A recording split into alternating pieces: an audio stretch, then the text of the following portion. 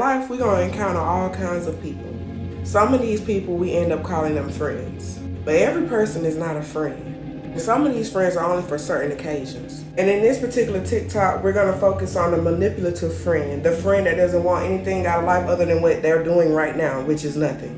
I know that might sound a little harsh, but hear me out when I say this. In every season, we may adopt certain type of people to come around us. And as we grow, these people, they tend to shed off of us as we change in every season. But then there's always this one that just stays stagnant, that just holds on, that just rides the coattail. Like I said, this is the manipulator, the friend that doesn't want more out of life, nothing other than what they're doing right now.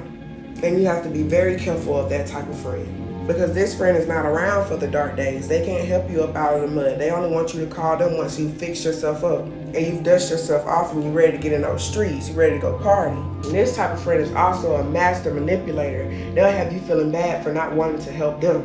I'm a firm believer, if you want help, then you have to want to help yourself first. Because think about it this way, you trying to get your stuff together and this person's not even worried about the things of life. It's like we're in a boat, I'm rowing forward and you're rolling backwards. Somebody help me.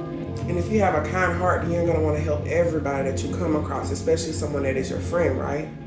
Right.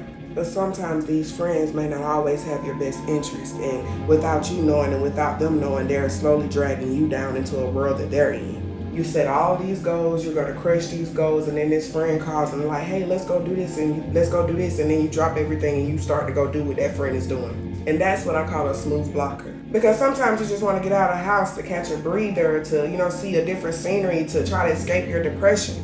But there comes a time where you're going to have to miss out on fun. You're going to have to say no, because during this time you should be setting those goals and crushing them. The goals that you saw way back when, you should be knocking them down right now. So sometimes we have to lock in. But you can't do this because this particular friend is hitting you up and you're just dropping everything, forgetting about your goals, delaying your blessing. So you have to be very careful with that type of friend. And you have to constantly ask the Lord for discernment. Because that type of friend, while they have nothing, they'll help you lose everything.